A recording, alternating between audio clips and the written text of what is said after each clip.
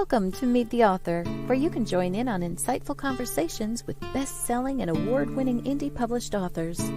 Your hosts today are Rob and Joan, who themselves are indie published authors, book publicists, and paranormal investigators with Tampa Bay Spirits, based in Tampa Bay, Florida. Thanks for dropping by. And now, on with the show. I'm Rob. And I'm Joan. We're so glad that you're here in the audience, whether you're watching us live or watching the recording later on or listening to us on audio. We're really glad that you chose to be here. Connie Clary says, hello. Hey, Connie. Good to see you.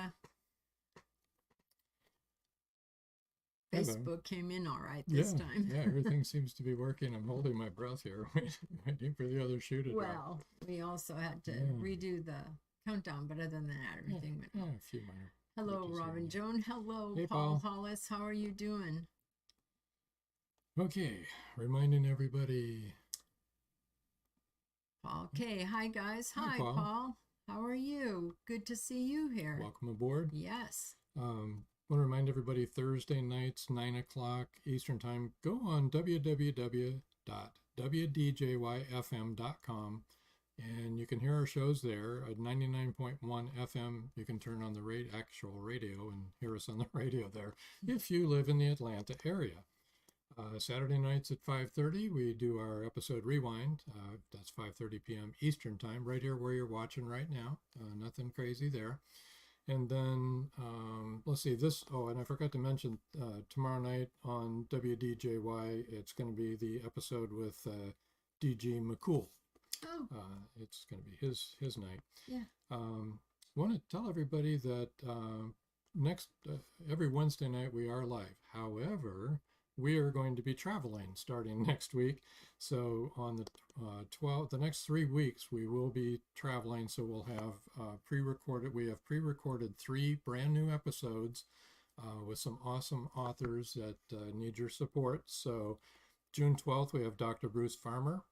On June 19th, we have Timothy Gager. And on the 26th, Stephen Panis. And all 3 of those episodes were very, very good episodes. So don't miss them. Want to remind everybody to drop into, yes, there is another book cover contest. Wait just a minute. Let me catch up. Okay. What did you get? So Paul K said, hi, guys. And I said, hi, how are you? And he said, I'm good. Thank you. How are you? We're great. Thank you. Peachy. Lonnie and Becca Jones say, hello. Hello, Love you. and Becca.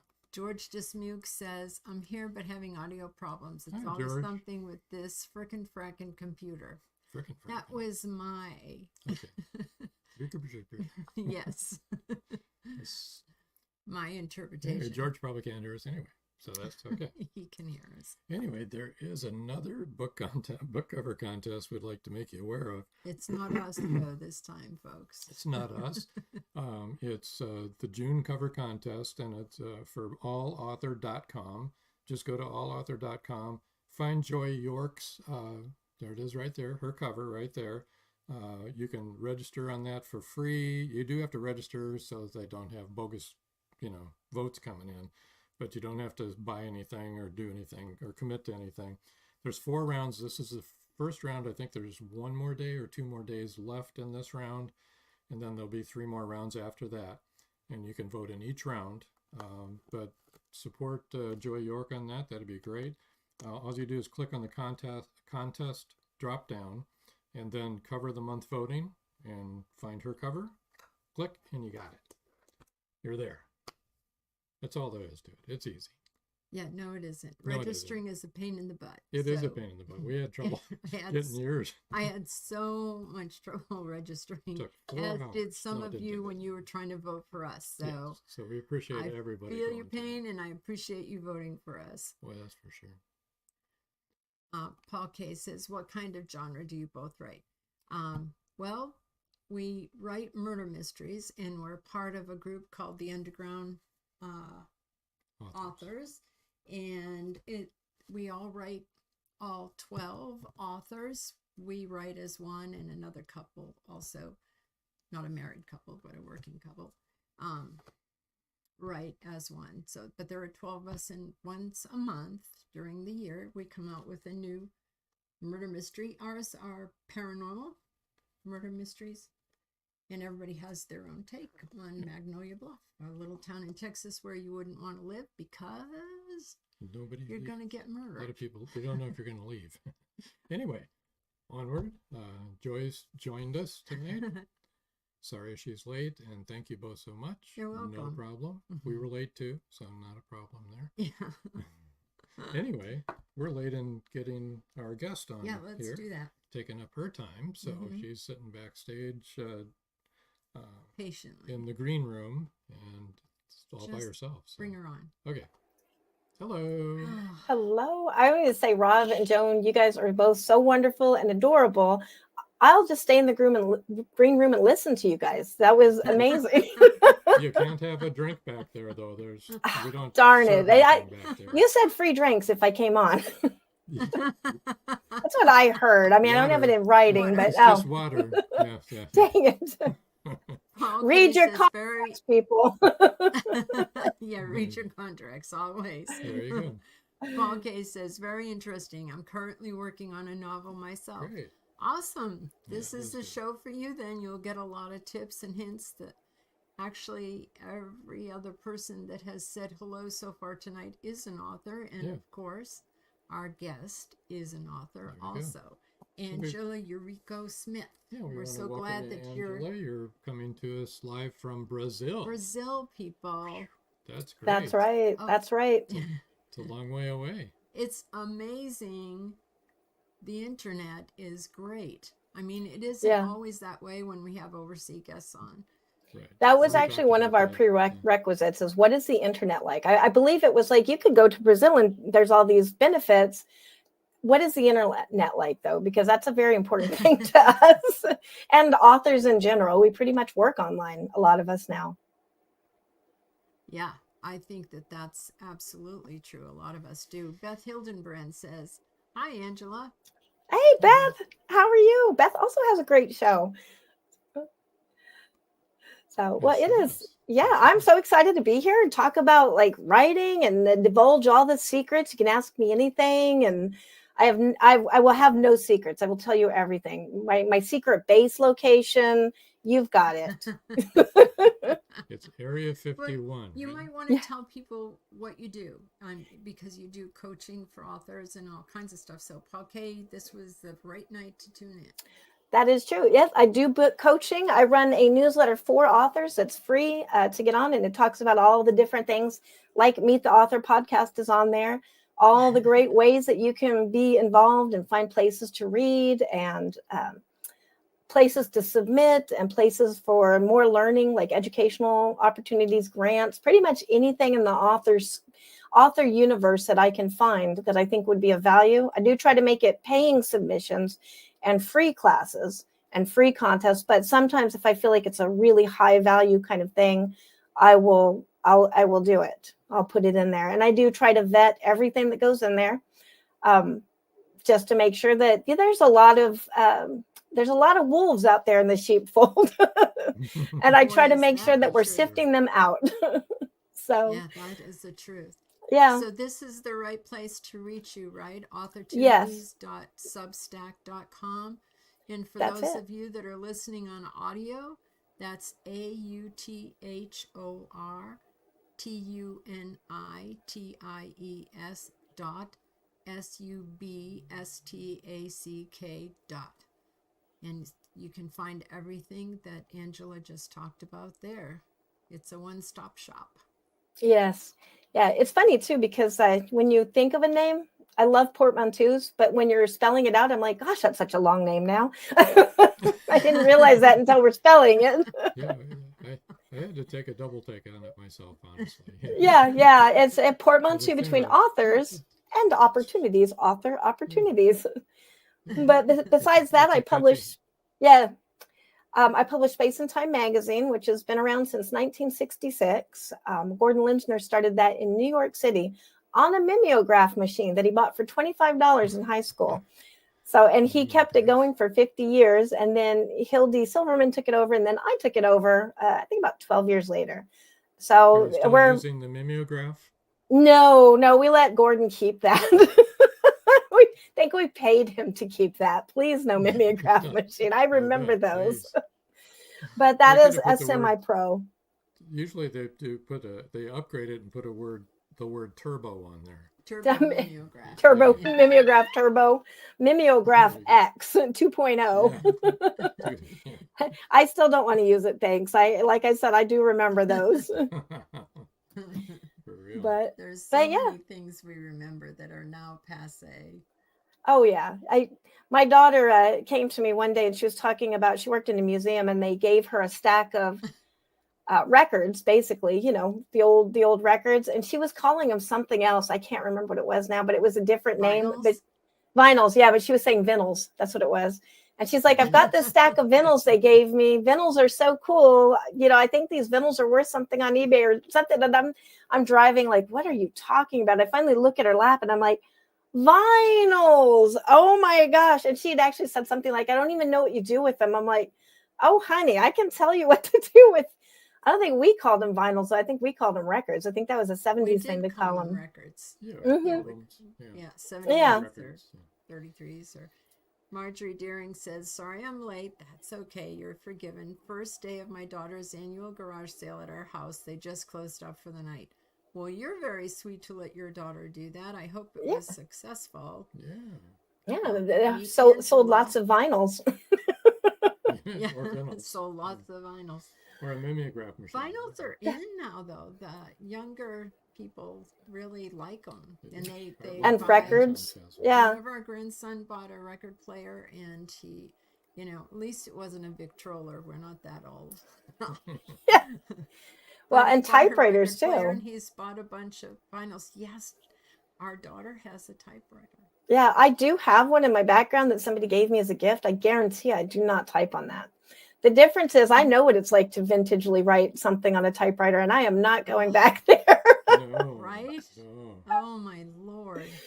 I'm not trying to say anything about the people that are, I love, typing. I love the feel of my keys. That is good for you. It's not good for me. I did that. Yes. And enjoy it. And yeah. It was a godsend when they came out with whiteout. Oh, yeah. Yeah, but don't let it dry out at all. Don't let the breath of anything touch that whiteout, or you're going to get clumps. There you go. Speaking of horror stories, no. Okay, Marjorie said they sold lots of fishing lures. Joan, there's very little volume on the microphone on your end. How about, is it okay on Rob's? We'll find out. Wait, she'll tell us. Yeah. Joyce Shelton said, backspace and backspace and oh yes. Oh my gosh, Tori Gates. Tori. Hello all. I no longer miss typewriters. No. Thank you. See, we're in the right group here. There you go. Yes, I think Tori especially will love this guest. He will. We're going to Pennsylvania, Tori, for the next few weeks. We're going to be investigating at Gettysburg. Oh, nice. That is so exciting. That place is going to be rich. I love Gettysburg.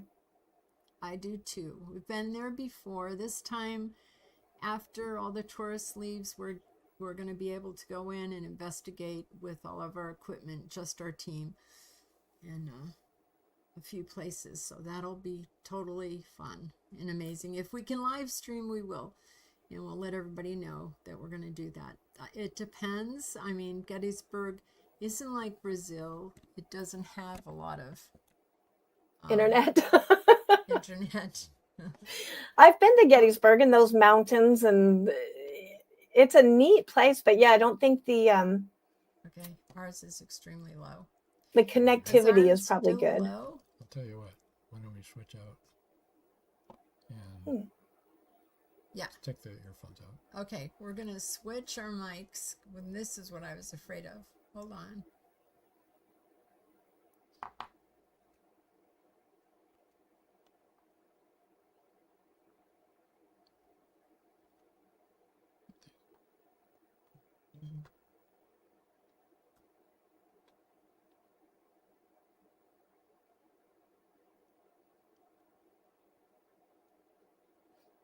I feel like I should tell jokes right now, but I don't have anything. You can, or you could dance.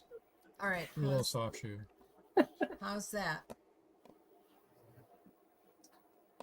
Is that better?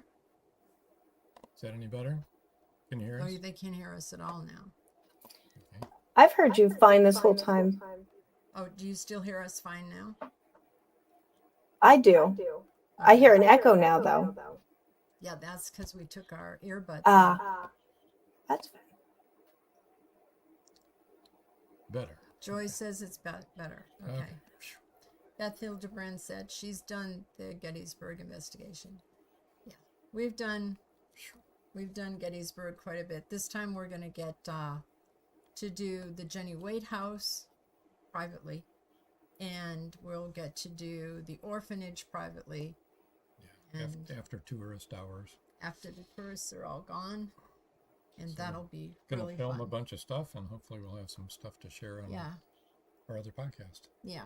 Every time we've gone there, we've seen a lot. I'm Beth a wants little to jealous. know- yeah, it's going to be. Well, you're going to a mental hospital, right? I hope so. Yeah, we're trying to set that up with the graveyard. Yes. They're Yeah, not you're going to checking lock in. you away. Okay. Oh yeah, no, I should specify that. It's not for I me. should. I was the one that should have specified. You're checking into a mental hospital soon, right? No, she's going to investigate. Well, I do have some friends that would probably. Oh, that explains a lot.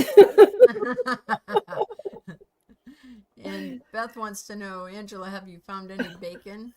What, Brazil has no bacon? Oh, I can't live there. I was on her show a couple weeks ago, and for some reason, you know how you'll get like these little themes or motifs, and for some reason, bacon kept coming up because I was on a hunt for bacon and I couldn't find it. So they just don't do the preservatives here. I'll say that. I did find bacon, but it didn't have all the preservatives I'm used to. So it wasn't quite giving me that nitrate kick. It was actually healthy. Oh, it must have been so much better for you. I'm sure it was. I didn't feel sick afterwards. Where's the regret feeling after eating a lot of bacon? I missed that. Besides, we don't like anything unless it has preservatives and fat and sugar and sodium. Yeah. All good things. Good stuff.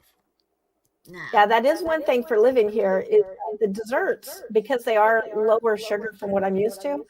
At first, I was like, I don't really like any of these desserts, and I'm a sugar person. I love eating cake and sugar, but it's just they're reasonable about it. You don't need to have 5 cups of sugar in one slice of cake. You know, I get that. It's just not as tasty. So you probably adjusted to that a little bit. I have. It's been good because I just really stopped eating desserts as much. You know, if I can't have my 5 cups of sugar, then You could always make your own, just saying. I've tried that too. Oh, and that almost wound up being a horror story because we don't read Portuguese very well. And culturally, things can be different. And so in the spice, I'll have to send you a picture of this. In the spice rack, you know, where you like have like little candy things and you put them on cupcakes and stuff, like candy for kids. There's drain cleaner in little packets that look exactly like all the other packets. And I was trying to get baking soda to make a cake, and I used that. Thank goodness I tasted it a little bit on the spoon, and I realized something was very wrong. It was drain cleaner. Wow. Yeah, so that could have been a horror story. George says now she has a bad echo. That's because we took our earbuds out so that you could all hear us. So I don't know what to do. I have had this issue before, and if we take turns muting, I guess I don't have to mute when you guys are reading, but if you're muting when I'm speaking, then they won't hear it. It's a weird go around, but I just switched one of our settings. The echo cancellation had gotten taken off by accident. So that might help. hopefully that has helped. We need to talk I don't hear an echo at all, so that's perfect. There you go. I don't either. We need to talk about your writing, but we do also need to take our first break. Oh my gosh, we I wasted know, all this all time this goofing time. But around. now we know what's happening in Brazil. Well, So we're that's just pretty going to good. have Angela back on the show another time. I guess so, right away. All right, so let's take a quick break here, folks, and don't go away. We've got a lot to talk about here, and be right back. It's 1919, and Eric Laska returns from the war in Europe. Two new enemies await him in the small coal mining town he calls home. One is a threat to his relationship with Rebecca, the love of his life. The other, a bloodthirsty beast, is stalking the mining town residents. The townspeople suspect Eric of one of the killings. An old man and Rebecca's 11-year-old sister have seen the beast, but only Eric believes their story. To protect the town and clear his name, he's forced to prove the werewolf exists. Available on Amazon. The Horror Within by Marjorie Swift Doring. Profiteers are preying on displaced souls who seek freedom, sacrificing everything. Wanting to give their children hope and a future, but they wrongly trust on a roll of loaded dice. Teens are picked off and sold into slavery. Cartels offer the choice to strong young men to move illegal drugs over the border or die. The R Group and CATS team leaders want to end Mateo's inhuman business model. The heroes must derail the human exploitation and opioid epidemic, killing people in increasingly dramatic numbers. If they can save even a few from the jaws of death, they win. The present-day battle is in full swing, yet it can end badly for humanity unless the Enigma heirs triumph. Who will survive the onslaught, and how fast can they make Mateo pay?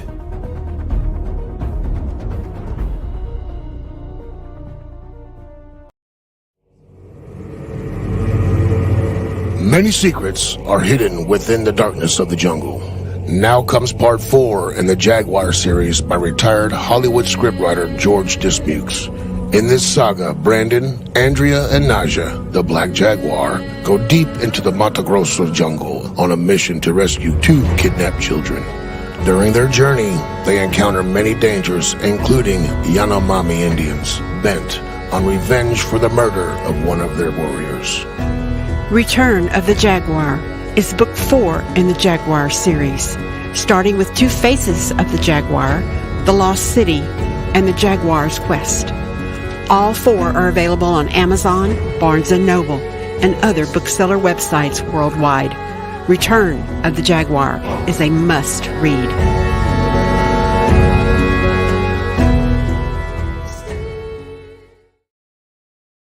And we're back. Yes, we are. Dory says, I moved over here. It's better now. Moved over and to YouTube. Marjorie Daring said moved over to YouTube. Yeah. And Marjorie Daring said the audio is better now. So good. Oh, fantastic. We tried something different tonight, and so that's what we get. What would you? I know. New earbuds. George says, now your audio is normal. Thank you. Perfect. We're back to normal. Well, we could have blamed it on Brazil. I mean, everybody would have believed that. Oh, yeah. Is it too late to blame them? I'm afraid I am painfully truthful. So maybe more truthful than people would like me to be sometimes. So I think not that's about anybody else, about myself. Yeah. Yeah. Let me be clear about that. I don't expose anybody's anything, but Marjorie said, I would hate to miss any of Rob's dad jokes. Misspelled it. It's supposed to be bad jokes. Aren't those the same thing? I thought. What?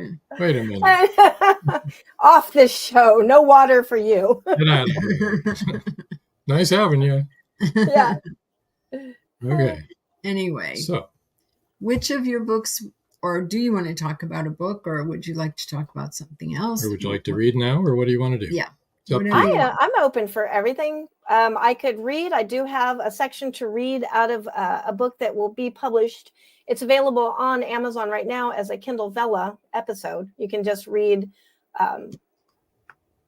don't ask me how you get coins. I don't know, but I just know how to publish them on Kindle Vella.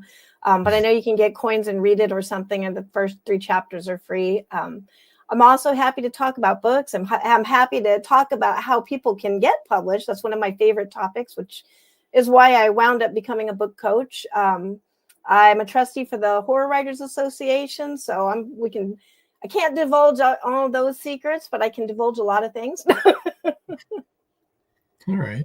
Well, why don't we get the reading done and start there? And then the name of the book that they can find on Vella is? It's Soft Deadlines. And if you look up my name, Angela Yuriko Smith, and Soft Deadlines, you'll be able to find it.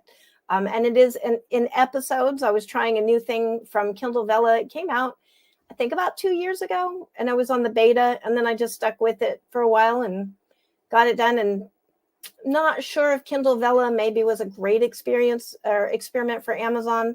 So now I'm just going to go ahead and publish it as a normal book, how normal books are. Still haven't been able to replace the normal book. But this is called First Date. It's from Soft Deadlines, and it is a little bit racy-ish, but it never gets into the nothing beyond PG-13, maybe. So, and excuse my Latin, this is purposefully bad because I don't want to really raise anything. Vini ad me et e corruptione et incumetanium pro servitio saturas famem alimenta non opus est in me, vini ad me. It was done. 5 minutes ticked slowly by with no response. She hadn't thought about how uncomfortable kneeling in high heels would be. Maybe she'd mispronounced something. She started again. Vini ad me et corruptione et in...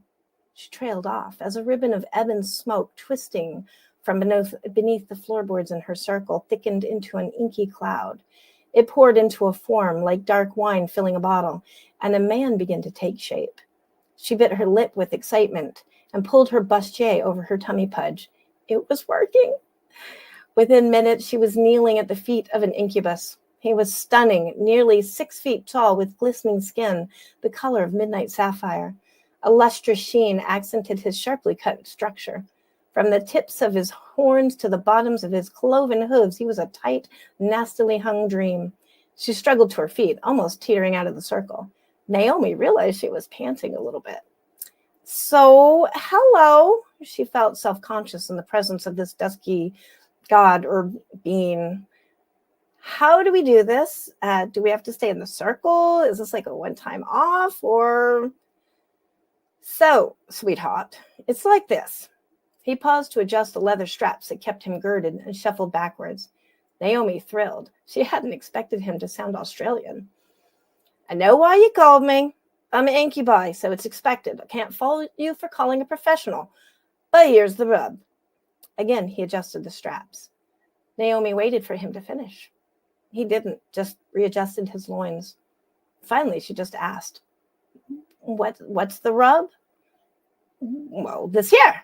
Again, he was tugging on the straps, and then it clicked for Naomi. Ah, she purred. You need my help with that rub. I thought you'd never ask. She looked deep into his coal black eyes and tugged at a buckle. He stepped back again, hooves on the edge of the salt chalk lines. Can we leave this pentagram? I'm not going to blow up or anything. It's been a while since I was last conjured, and I've forgotten the rules. Oh, yeah, if you'd rather use the bed. She scuffed the chalk with her heel. He slid out, but didn't move to the bed. First, I have to apologize. I know why you called me, but I'm just not up for it right now. Maybe in a bit when I've had a breather. Naomi was stunned. What? You're an incubi. That's what you do. It's what you exist for. Yep, I know. I do really enjoy my job, but the problem is the one just before you. He readjusted his straps again and leaned forward. I'm really quite chaffed. What? You can't be chaffed. You're a demon. You're insatiable. You take it. I should no longer walk straight. What the heck? Her voice cracked a little. Is it me? Am I too plump? No, you're perfect. He folded her into his arms. I don't discriminate with gender, size, race, religion. I actually prefer a little religion to spice it up. I'll let you exercise me later, if you want. I just need a rest for now.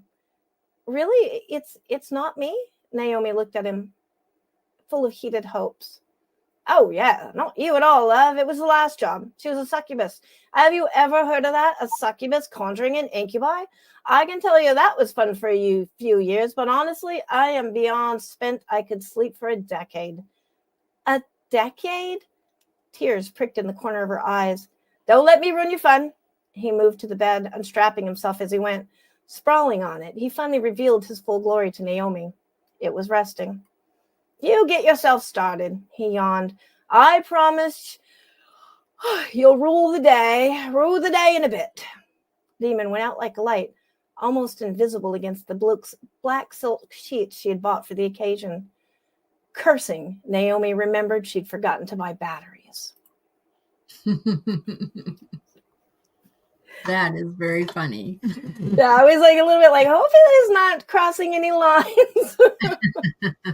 I don't think so. I think we have a couple of comments. Okay.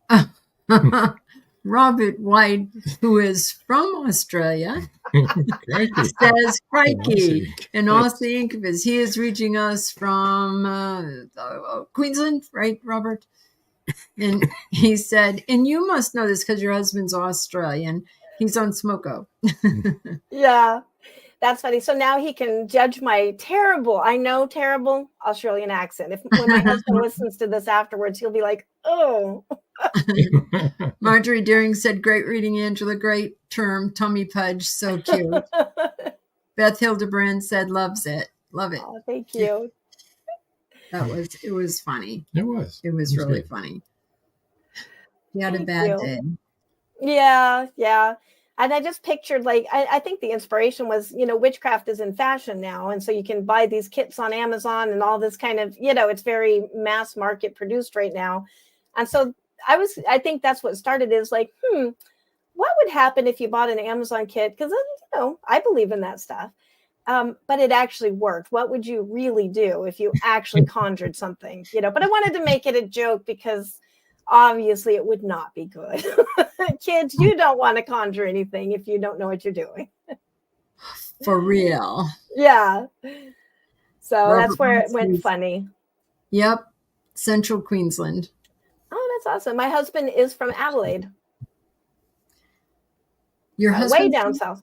Yeah, Adelaide, Australia. Way down south from where he is. Robert is. Yeah, Robert. So I was going to say Rob, and then I was like, oh, I'm thinking of Rob from Rob and Joan. So, yeah. Oh, Robert said, as long as the kids don't have cleaning sprinkles. Yeah. Oh, yeah. Yeah, that's horrible. That's mind blown. I can't believe that. Yeah, I will. Yes. I will send you guys a picture so you can see. I took a picture just as evidence of like, but that was one of the really interesting things about being here is because everything is in Portuguese. And I learned to read at a really young age. I can't remember a time when I didn't read. And then later I worked in a library later in my life.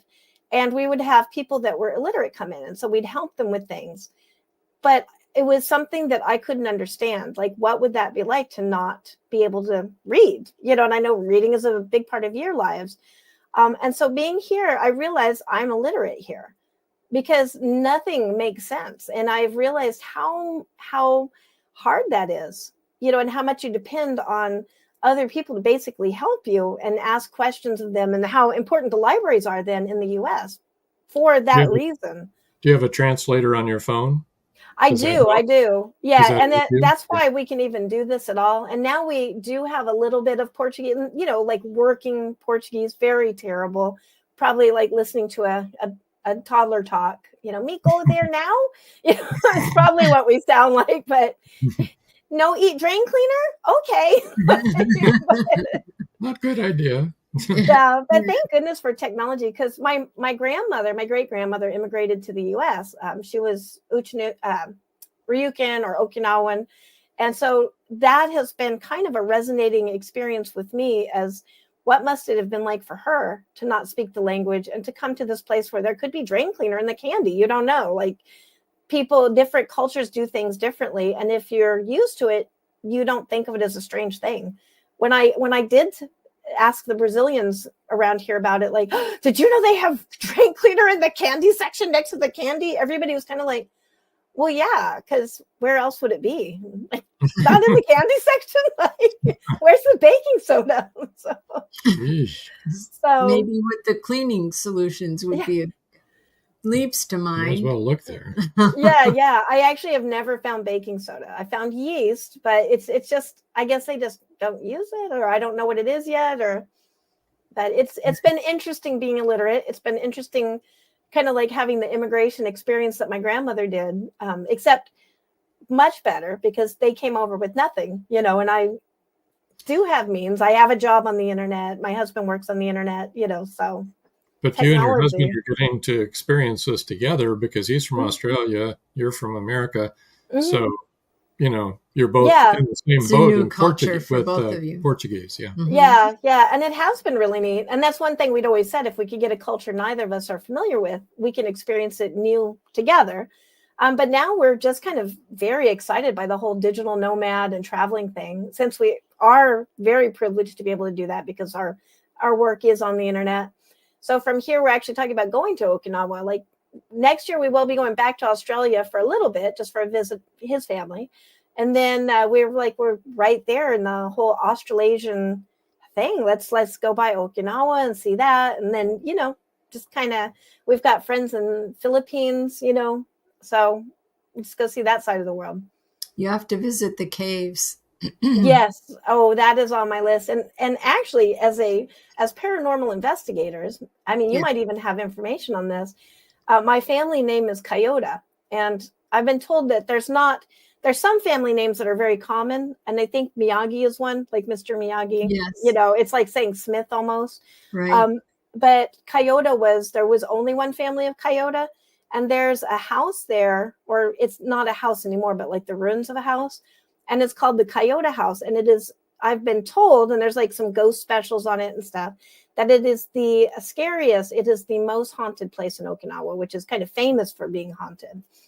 And so I really want to go there because we have so many family stories on the Okinawan side about an ancestor, a great, great thousands of great grandfather who offers, because my family is Yuta, and offers the Yuta, and this is the family story, and I'm repeating it. I could have things off, but he offers the ability to be Yuta to the first daughter in our family, going down through the generations, and then you accept it or you don't, but be careful because it's the devil, so many things like that. Yuta, as I've done research, doesn't actually work like that. It's a shamanistic thing. You have the schism.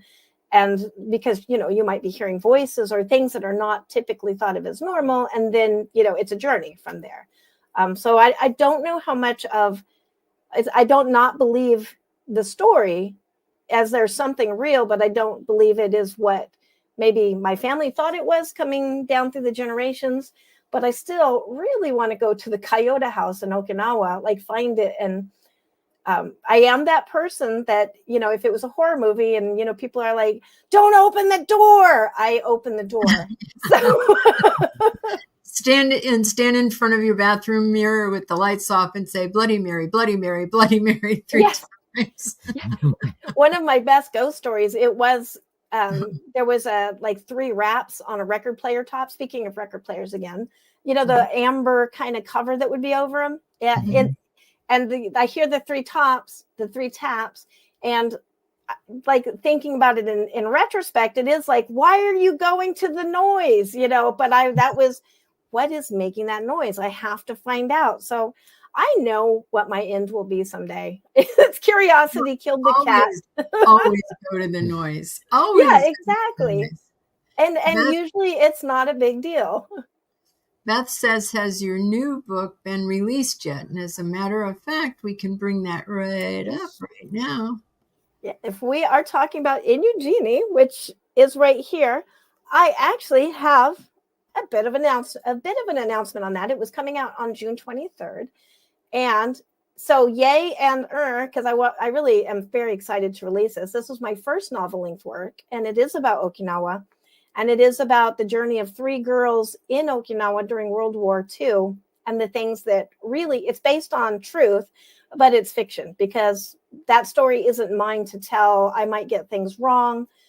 So I did a fictional retelling of history, so that I can insulate also these are real things that really happen to people. And some of them most of them, I'm going to say, are pretty horrific. And I didn't want to capitalize on people's actual stories. So it is fiction.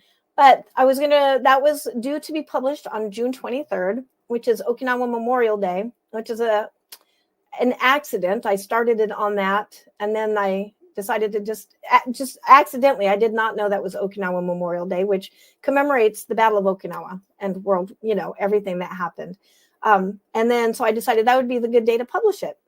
But so the yay part is, I'm frustrated a little bit, because, that is self-publishing, but when you have an opportunity, you do want to take it. There's a Brazilian publisher here that is interested in my entire backlog. So they want to republish everything, Bittersweets and Tortured Willows, and basically everything that I've written, but in Brazilian, have Brazilian or Portuguese translations.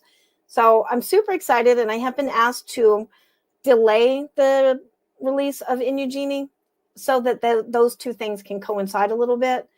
And so I was like, oh, sure. Like, that's a great opportunity, and I'm super excited. So I will still be self-publishing Inugini in English. I'll keep all the rights for that.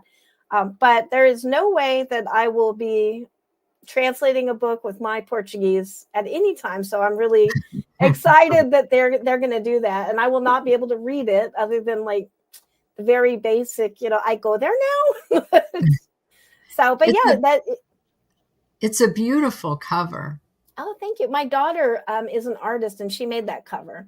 The monster behind it is Shisa, which is an Okinawa. Well, you're probably familiar because you've gone over to Okinawa. Shisas, okay. Shisas are the guardian lion dogs of Okinawa, and they're like a truly Okinawan thing. They're very similar to, I think it's Shishi in China, the lion dogs. Yeah. But they're modeled off of I think it's Buddhist. I may be butchering some things, so I apologize. But the Buddhist guards, and one always has his mouth open at a temple, and one will have the mouth closed. And so the Shisa, and that's like they think they may be modeled off of that, but they're just little lion dogs that protect you. And the girl always has her mouth closed. She seals away the demons and keeps in the bad luck. And the male always has his mouth open because he's drinking in the good luck, but roaring away the demons, like scaring them. And they're hugely important. You'll see them on top of the tile roofs. You'll see Shisa everywhere. I actually have my own Shisa. I have mini Shisa, but these actually figure in the story.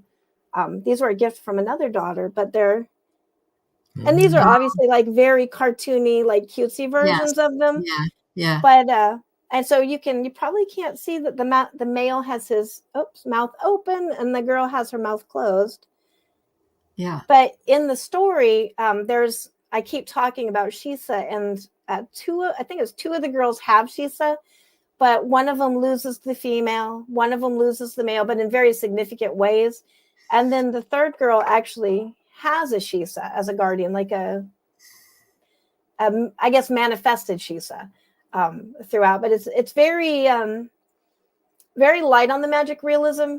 I wanted the reader to kind of, is this in their imaginations, and make their own significant kind of attack, like what is the significance of this, and let the reader kind of make their own decisions for that. Okay. Hey, we're running a little bit late for our second break, so let's take that, and then we still have a lot to talk about, so don't go away, anybody. Yeah. Bye. Have you wanted to publish your story? Have you thought about self-publishing?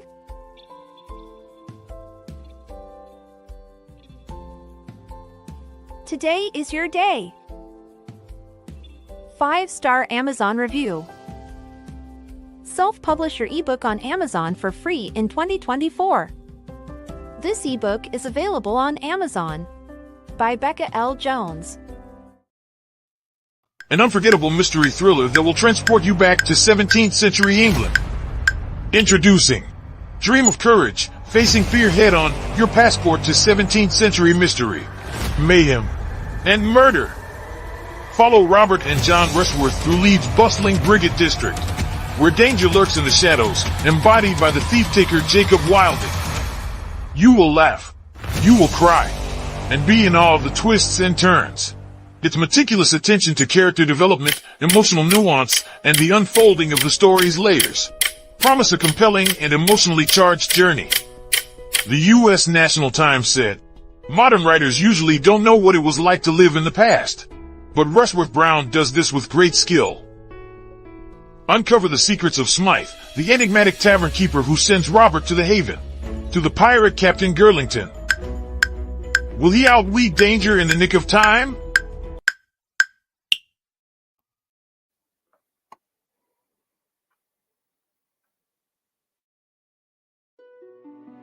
Paradise, My Prison. Charlie Flint awakens from a deep sleep and finds himself alone on a tropical beach surrounded by a palm tree jungle and exotic animals.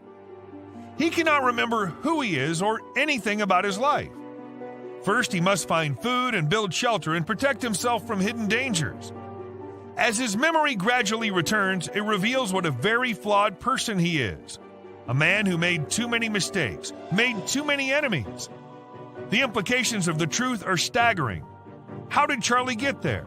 And will he save himself?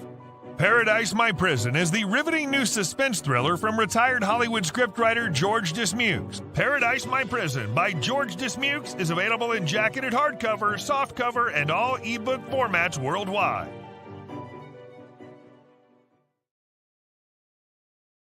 We're back. We are. You guys have such fantastic ads. I'm kind of like, oh, I need to get on Amazon while I'm watching this. Our sponsors have done a good job. Yeah, done a really good job with their ads. I'll tell you, makes you want to buy the books. It does. So go buy the books, people. They're right there. There you go. All the books. All the books. You can never have Angela's too many books. Everybody's books. Yes. Speaking of Angela's books, this is another beautiful cover. I think, did your daughter do this one also? No, but she did. This is actually kind of an interesting series that accidentally happened. This is the first book.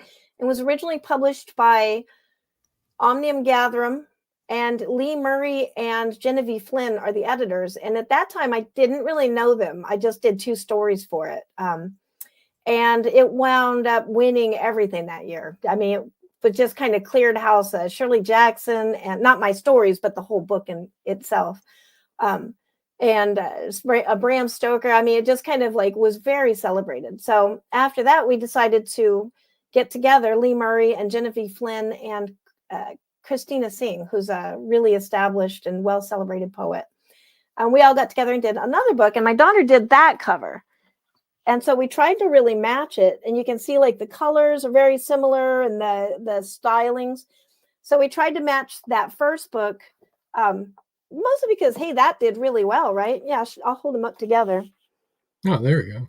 Yeah, and this is actually the second cover of Black Cranes. The first cover, which I don't have, was by Omnium Gatherum. This is republished now by Raw Dog at this point, like this current cover. And so, yeah, so everything, we were trying to match it. And then we were, because, you know, if you've got a winning horse, you don't want to change your horse too much, right? You just keep riding that same horse. So, right. And Tortured Willows did really well. And it's poetry, but it's the same thing. It was supposed to be about the voices of Asian women that write horror telling these dark stories. Kind of in an answer, a lot of it was COVID and some of the prejudice that was happening at the time against the Chinese and the Wu flu. Yeah. That was what prompted it. Yeah, that was weird anyway. So people who are listening, the first book is Black Cranes, Tales of Unquiet Women, because they wouldn't have seen it. And you did mention the second one was Tortured Willows, Bent Bowed, Unbroken. Mm-hmm. Yeah, that was very weird. People would be upset because an agent came into the store or something. And I'm like, You do understand that COVID is a virus. It doesn't have anything to do with catching it from an Asian person. Yeah, that was some really dark times, but it did inspire all of this. Yeah. Because that's why we were writing Unquiet Spirits. We wanted to have our say as women of Asian descent, you know. And then Tortured Willows, the third book, was just up for a Stoker this last weekend at Bram Stoker Awards. We did not win. That's okay, because we lost to Sadie Hartman, who is amazing. And she wrote 101 books to read before you're murdered, which is a brilliant book. So, you know, it's like, you know, where you lose, but you can't be too upset. Her name is Mother Horror. So I can say I lost to Mother Horror. I am not ashamed. So we didn't win the Stoker this year for that, for Unquiet Spirits, which is the third book. So it went from fiction to poetry to nonfiction. And then in a way, Inyujini is part of that, because when I was writing Tortured Willows, I was writing about my experiences as an Okinawan woman, like my cultural Asian connection. And I'm only a third Okinawan, so, you know, but like the things that I could remember from my grandmother, and I just honestly didn't really think I had that much. I was like, well, she had really tiny feet, and we eat a lot of weird foods, and we believe in ghosts, and that's been a huge part. But I didn't realize all of the things, the political things that are happening on Okinawa now, and I didn't realize anything about the Battle of Okinawa, because we don't talk about it. Culturally, you don't talk about it because you don't want to remember it again. There's repercussions for talking about it in a lot of cases, and the stories are disappearing as the people who remember them and don't want to talk about them anyways are passing away because of age. And so that was why I wrote Inyujini, because I had been learning so much about it. And I went through, I think, the 5 stages of grief, you know, where it's first, it's like, what? Well, no, I didn't even know Okinawan wasn't Japanese for a long time. I mean, I was 35 when I found that out. So then it was kind of like, oh, Okinawans are not Japanese, but what does that even mean? And then later, as I'm doing the research, it was like, what? Okinawans are actually Ryukyuans, and they're an indigenous people, and there was a kingdom, and there's still a king and a queen. I mean, there's still royalty. I don't know if there's a queen, but I know there's still Okinawan royalty in place, but they don't, you know, they're there by blood, but they don't have power. And then I just found out all these things. It was just like pulling the top off the Spam can and just releasing all of the things that I didn't know. So I went through like rage and then upset, and why isn't nobody talking about this? And then to realizing this is not an unusual story. This is a very sad but very common story about people coming in and crushing indigenous races and squelching the culture and taking all of, you know, sadly, it's common. And right now, as we're going through a lot of real world things that are related, Inyujini was my kind of way to fight back, because I'm 5 feet tall and I'm not very articulate. Like, I'm not really a spokesperson. Don't ask me to run for like politics, because I'd be terrible.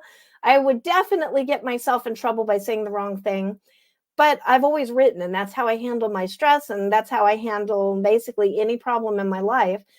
So I just wrote, and I actually had COVID when I wrote the book, and I wrote it in a month. And it was such a weird month, because I was fevered and I was out of it most of the time. And talking about spirits, there was a lot of that going on, where I thought somebody shoved me off my desk chair. I could have just passed out too. I was fevered. I'm not saying anything, but it was just a really dark month. And we actually, in that month, we had our dog die, like an older, he was older, but you know, that's still, and it was so sudden. And a loss, yeah. A family member committed suicide, and I got bitten by a brown recluse, but and my husband got shot in the arm in Kansas City in the park. So it was just like this nightmare month, which there were metaphysical things going on. I stuck something up I shouldn't have. So be careful, children, what you are sticking up in your house without paying attention.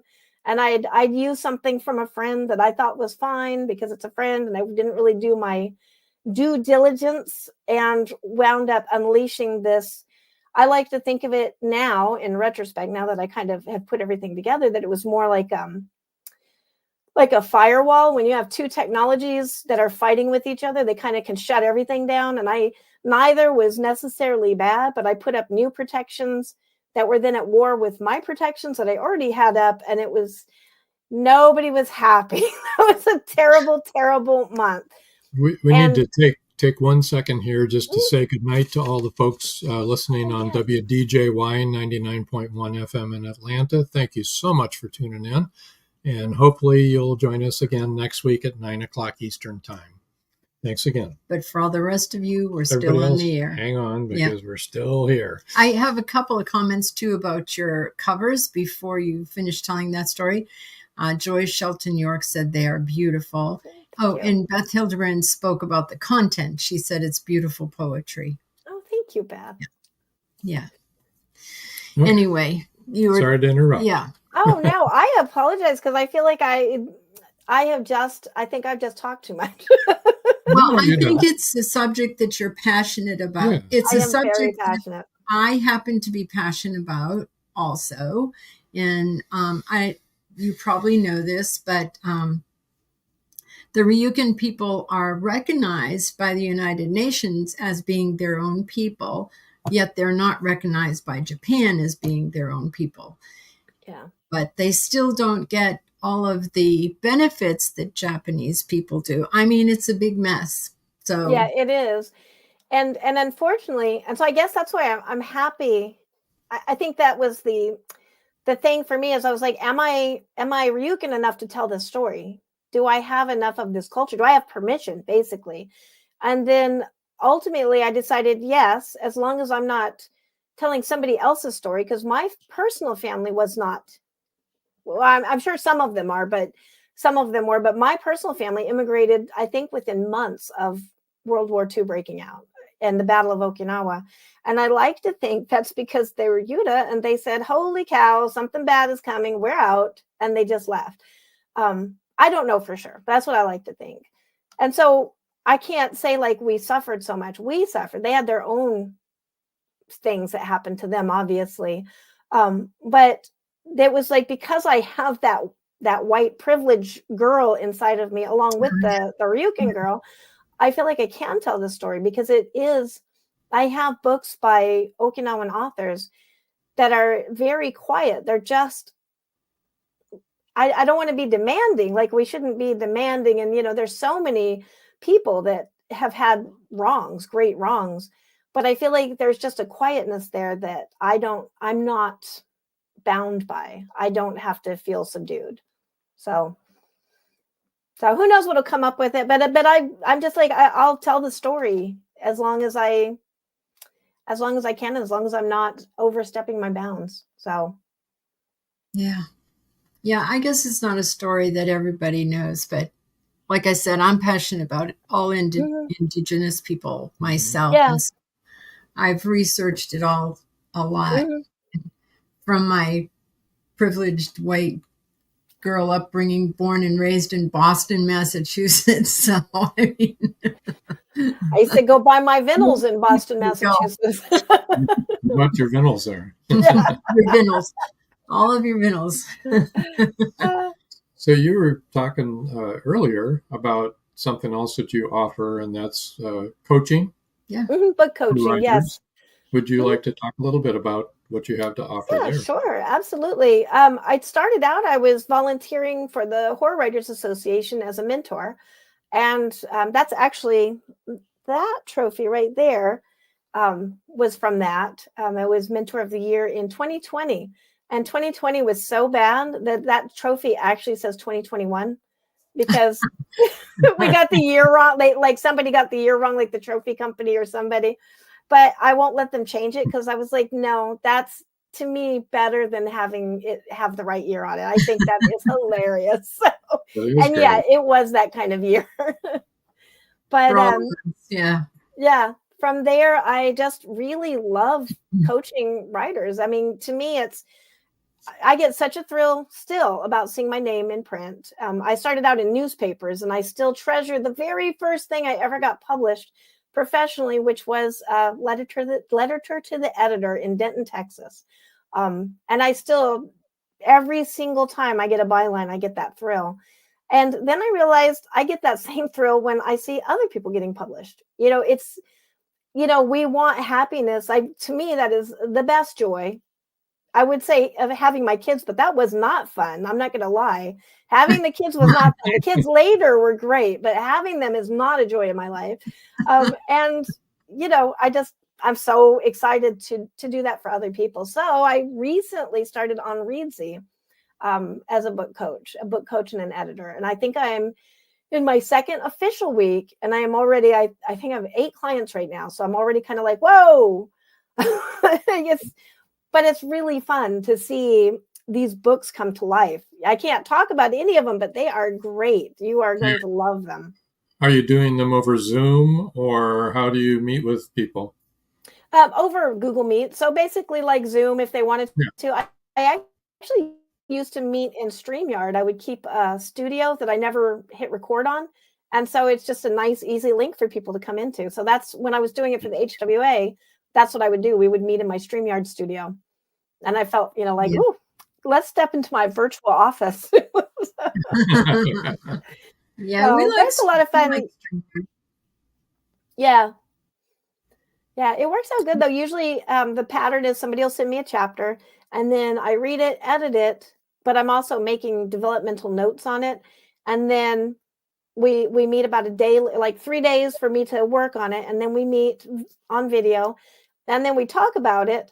But it's also more of a holistic thing. So we also talk about building their platform in general, you know, opportunities for branding, you know, what kind of things are they looking for? Because I think the first question any author should ask themselves is, why are you doing this?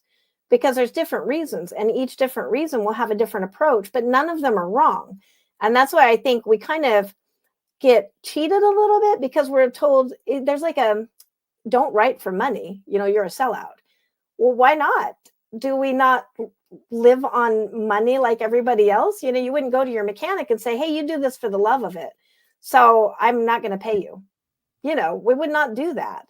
And so, but we do that for artists. Like that tends to be, so I disagree with that completely, but not everybody writes for income. They may not want that. They may want a different, you know, like they may be writing for awards or notoriety, and that's a different approach entirely. If you're writing for money, you probably want to do serials and a very fast turnover, or maybe even doing low content books, you know, like comic books or not, I'm sorry, not huge content, coloring books or, you know, something like that. But, you know, if you're writing for awards, you probably don't want to do that. You're writing more literary, or, you know, like the poetry book, we wrote for awards. Like that was our goal. And I was actually the publisher of that.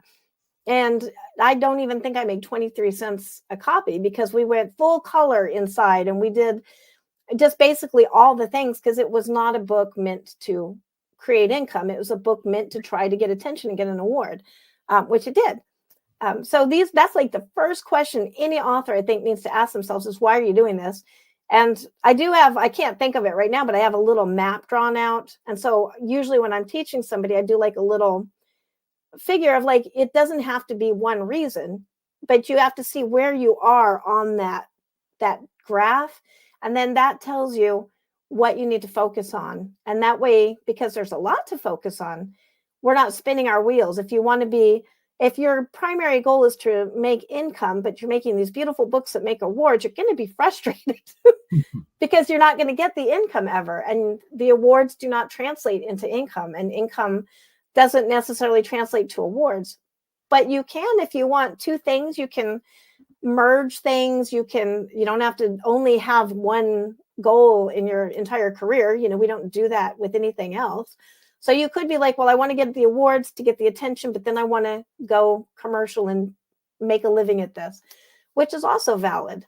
I'm very passionate about helping authors. I started out self-published, I don't know, a long time ago now. I think it was like 2010 was my first book. And it was at the time, you guys probably remember that time, there was nothing for indie authors, and you had to really battle that whole stigma against, you know, where Vanity published and all that kind of thing. And now we live in this wonderful time of entrepreneurs, And many of us are making this our career and standing up for our intellectual rights. And then now we have like AI involved in it as well. And how does that help or hinder us? But I think we definitely need to understand it so that we know, we can protect our intellectual property. And, there's so much to talk about. We could probably do like a 10-hour show on just authors and the state of the author universe. Yes, we have been around that long Yeah. to remember what it was, which is why we named our website Indie Book Source, because there is no stigma to being an independent filmmaker and or a musician. And there shouldn't be a stigma to being an indie published author. And it just, I think you're right. It has to be, what do you want to do? What is going to be comfortable for you? And then you do that. I think that people who, you're right, if you want to make an income, you're going to have to go a very different route. Yeah. Well, and my daughter is also a publisher, and she's an income focused publisher, and she kills me on royalties. I think I probably shouldn't admit this, but if you look on Amazon KDP, your lifetime earnings, you can find your lifetime earnings on there. I looked the other day and like $6,000. That is what I have made off my books over a decade. And that's not counting like stories I've sold and stuff. That is like the things that I have self-published on Amazon. And she probably makes that in a month, so big difference. But, and this is something that her and I had to come to grips with. I'm happy with doing what I'm doing. I do make my income in other ways, but the books, I do want to make that mark. And I do want to, we have different reasons. You have a story to tell. Yeah. And you're not telling your story to become rich. You're doing your story because you have a story that you want to tell. Right. And you have a collection of things right behind you there on the shelf that you want to continue to add to. I do. Yeah. I have started that collection. Those are very impressive. The Bram Stoker are impressive, and so is the Mentor. All three are very impressive. Yeah, I sometimes do this. I'll call it a haunted house tour, but there's so many details on this that people don't see from afar. But I just love this. I actually, for your Atlanta listeners, that's actually where I began my horror career, was in Atlanta. I'd gone to a convention there, and it was the year before StokerCon became StokerCon. It was when it was still the World Horror Con, I think. And it was my first horror event because I was actually trying to get away from horror. I had been trying to write Bible study books, but they all came out as horror. And so, which there's a lot of elements of that in the Bible, but I was... I like that. And so I went to this convention kind of to get it out of my system. I just have to, get all this horror stuff out of my system. And then I just utterly found my people. It was just kind of like, oh, this is actually where I belong. Like, which the whole point was I wanted to say something that mattered in the world. That's why I was trying to write the Bible study books. And then I found out it doesn't have to be one thing. There's so many different ways to communicate a message. And so this is my place, in the horror community. And now I've written, ironically, since 2020, I've been a lot less horrible. I've actually been writing happy endings and more sci-fi. And I think I was more horror when there wasn't horror in the world, because I felt like we needed it to remind ourselves that it's not all roses. Like, we have to be serious. We have to face monsters, and they can be real. And then when the monsters became real, I've gone towards like more focused on, and we can defeat them. Let's defeat them. Like, we can, and also they are fed on hate, and so let's not have that element. Let's not be the mob that's chasing Frankenstein. Let's figure out a way to not be these terrible stories. Yeah. Right. Yeah. We're going to go to a Scream Fest here in Tampa Bay. Scream. Oh, nice. Yeah, our team has 2 tables there, and we're going to sell our Chance of a Ghost. The end of June. At the end nice. Yeah. That is the horror people. You would think that they would be terrible. Oh yeah, they are the kindest, most honest, loving people I have ever met, which is not what I was expecting. But I think it's honestly because when you are talking to people that are in the horror genre, that is what you're getting, because they're going to write down all their dark impulses. Like if I'm really angry at somebody, they're going to die. But in one of my stories, and I get it all out. I had a manager at one point that was just made me so angry. He was a terrible guy. Like he would make fun of me for being poor. He made fun of me for being a woman. He was just a jerk, like the biggest jerk I've ever worked for. And he died in giving the devil his due. and really funny. I don't say the word Sam's Club in it, but that it's you can tell. And his name in the story is Manager Matt. And that was his real life name. But hey, who is Manager Matt? There's probably a lot of Manager Matt. So, but I felt much better. And then I could face him after that and just smile. Just probably why he... Beth says, excellent description of horror authors. Well, Marjorie Deering, who is very funny and always making funny remarks here on the show, is a horror writer. And we've had a lot of horror writers on the show. Yeah.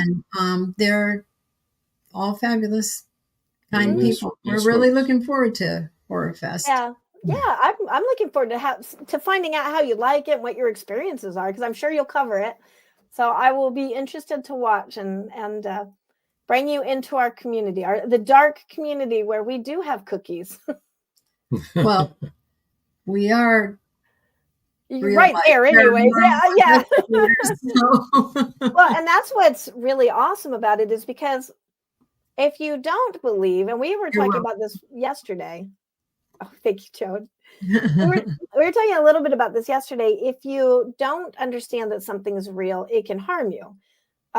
So if you don't believe in ghosts, like in the case of the story of conjuring an incubus, in real life, I would never, ever want to do that. It is much easier to just go to a bar and pick up a date. So that was obviously supposed to be just a funny tongue-in-cheek story. But unfortunately, you could conjure something. Like the means are there. You can find the books on the internet. You can go get kits that really could work, and there's it's real stuff. But if you don't know that and you start playing with it, you could unleash a lot of stuff you don't want. And that's why I'm grateful to people that study it. We tell people that all the time, that, want to go hunt ghosts and they want to conjure up ghosts in their house. They want to scry and they want to do all this other stuff. And we say to them, don't do it. And don't go ghost hunting in a place that's known for having dark spirits if you're going to be afraid, because they literally feed on the fear and are attracted to it. Oh, yeah. Yeah, and it's one thing in a lighted room to say, oh, no, I'm bad. I'm not going to be afraid. And then in that basement or whatever in the dark, you could be afraid. Things are happening. I did a ghost hunt for a friend in my basement. And all I used was the dowsing rods. And she videoed it. I think we had like a pendulum or something else, but it's very, very light. And she just was like really wanting to see it. And I didn't even think there was anything in my base. Like I didn't think we had anything in our house, which is why we bought that house. Cause it was 122 years old, but it was like sealed. There was no influences in it other than a ghost dog, which was fine with me. He could stay there. I welcome all dogs. But all that happened in that entire time, besides the batteries all going dead and it being wickedly cold, was at one point I fell into a little trance and my dowsing rods swung, and I didn't see it myself. It's on camera, but I was asleep, having actually the dream about the dog, like a really fast little vision of the dog, which is where I found out who it was in that house and why he was still there. And that was enough for her. But before that, it was, and she taunted, and I actually was like, especially in my house, you're not going to taunt this. Like, never taunt anything, because that's rude, and you wouldn't expect to go into a room of people, and just because you can't see them, they're there, and be like, hey, da da da, oh, you're stupid. What do you think is going to happen to you? You're going to get slapped in the head. We're very much against provoking. Our team, no way. Because it's no different than if a living person doesn't want to talk to you, they don't have to. Yeah. And you're yelling at them and screaming at them just to get them angry so they'll respond to you. That's just really not only rude, but ridiculous and wrong. I did learn that the hard way through playing with the Ouija board in college. And I taunted, and that's how I know don't do that ever. And don't use the Ouija board if you don't know how to open and close, and if you don't know what you're opening the portal to. So, because you may open a portal to something you don't want to have. I was a stupid kid. If you have the will, there is a way, and he's right. If you have the will, there is a way to conjure anything. Yeah. You have no will whatsoever to conjure anything. Exactly. And that's where I'm at now. Like, I can see it, and I'm happy. I'm not afraid, and I have tools, but I don't have to poke the bear. I don't have to see anything if it's not there. If something wants to reach out and contact me for whatever reason, that's fine. That's the difference. Right. That's the difference. We only talk to people that want to talk. Yeah, exactly. So that's why I have so much respect for you guys and what you're doing. And I think the horror community desperately, I won't say desperately, but that's a very good element to have in the horror community, because they are hand in hand. But it's a responsible way of handling that kind of thing. Yeah. Most of all, we respect everybody, the living and the dead. And, and when we're called to homes, it's to bring peace between both. The living and the dead. Sometimes the dead don't realize that they don't own the house anymore. Yeah. And they need to be told, well, you had your time and now this is their time. Yeah. Well, and that's like my uncle, which was the thing we talked a little bit about yesterday, about what started me even on that path. Everything is breaking. Our stove blew up. Our microwave blew up. All the tires on every vehicle went flat in a day. In a locked garage, like so many things happened. And then I was not happy, I take it. Yeah. But then I thought about it, like, as how disorienting, like, he must be disoriented to be passed away. And he's bumping, he's blind, he's bumping into stuff and breaking it. And it's not a harmful thing. It's not an intentional harm. It was harmful as in, like, we had to buy a new microwave, we had to get a new stove, but it wasn't intended to harm. It was just being clumsy. Just, I don't know what's going on and I'm panicked. And we do that as living people. We thrash around when we're hurt. We knock things off of tables. We, emotionally hurt people when we're hurt, so 100% love the whole piece. Like, that's what we need, is the peace and the balance, both for the living and the dead. There you go. Yeah. We investigated in one house where, we went there 4 different times to find out what was going on. And the homeowner at first was like, I want it out. I want it out. I don't want to hear. And then by the time we were there the last time, she said, he can stay. It's okay if he stays, if he wants to stay, but he can't touch the children, because he had been touching one of the children.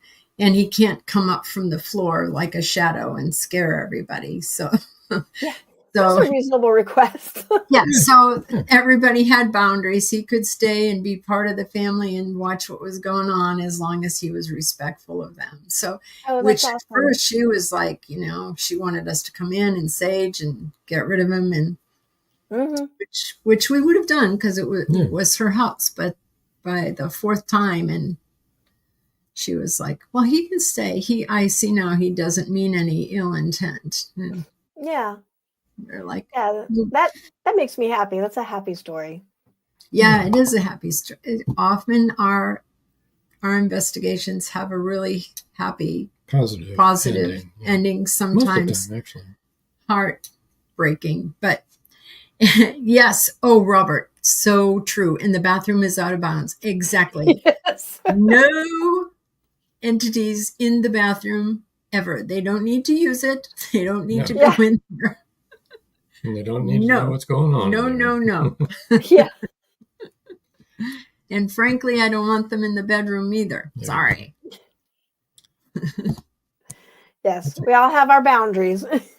Yes.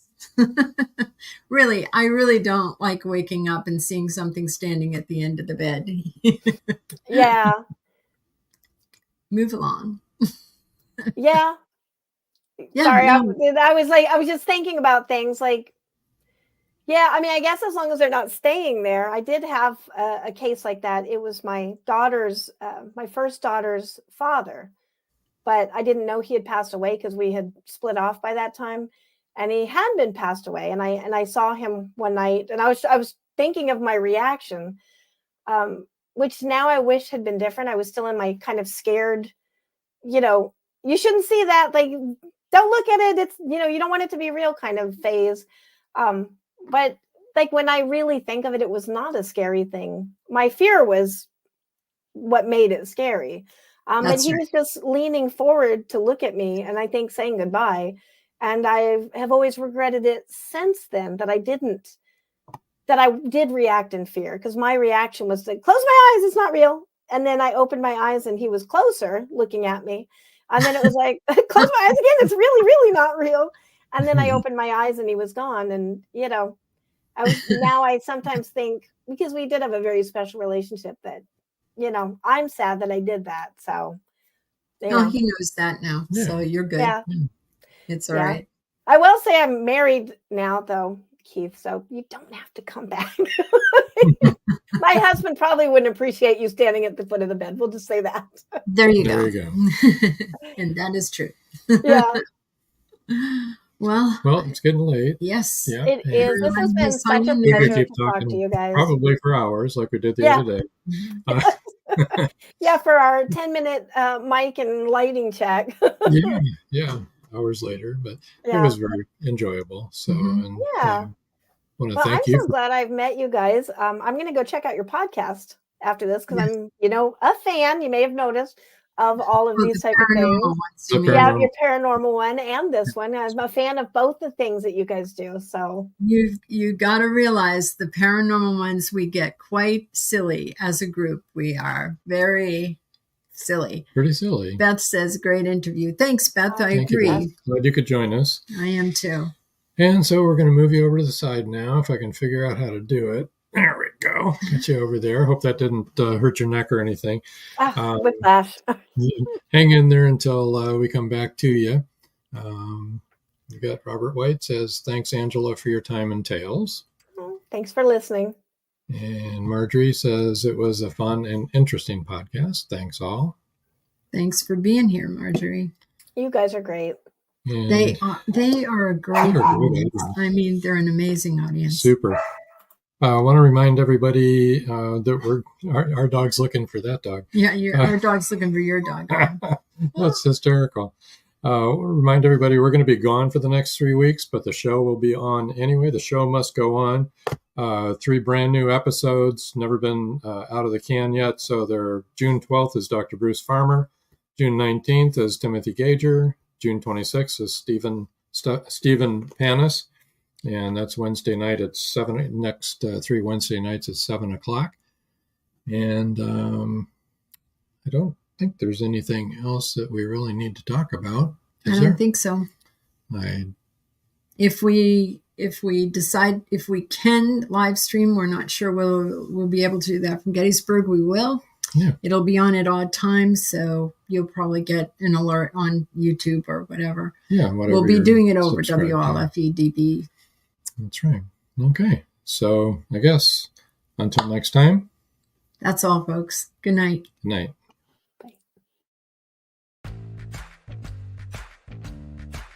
Live every Wednesday, your Voice of Indie hosts Beam Weeks and Stephen Gees welcome authors, musicians, publishing industry pros, artists, and assorted creative guests for an exciting interactive hour. Call in during the show or post questions and comments on Twitter for responses in real time. Meet your favorite indie creators, learn inside tips, network, and promote your work. The link for each week's show is pinned on Twitter atop @VoiceOfIndie, and you can receive the link every Wednesday morning in your inbox by subscribing to our newsletter at freshinkgroup.com. Check out Voice of Indie every Wednesday on Blog Talk Radio and catch hundreds of episodes archived everywhere from our websites to our YouTube channel and Spotify. Thank you for joining us here on Meet the Author. Make sure you stay up to date with our show by clicking like, follow, and share. And you can find us on Spotify, iTunes, and more. See you next time on WLFE-